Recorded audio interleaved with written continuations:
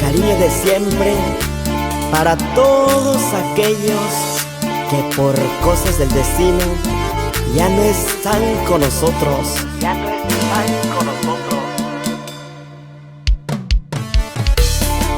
Mixteco talentoso.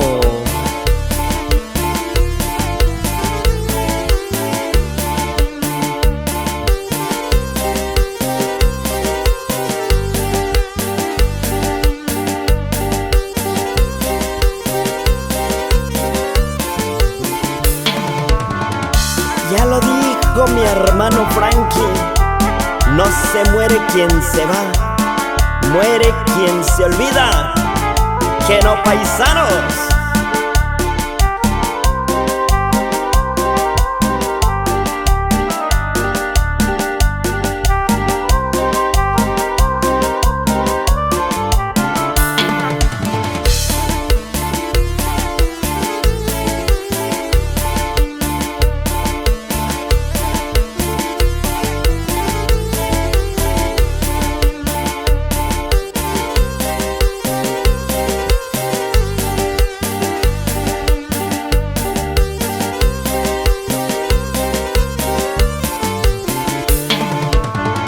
Qué bonitas son las tradiciones del rancho.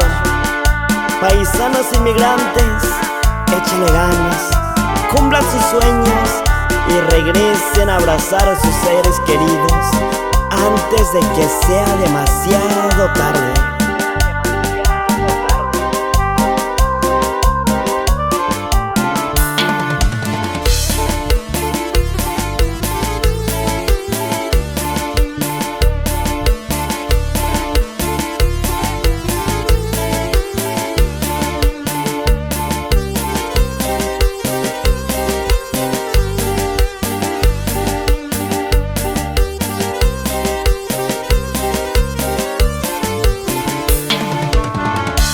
Disfruten la vida, paisanos, porque tarde o temprano, allá donde las praderas son verdes y el agua tan pura y cristalina, nos espera.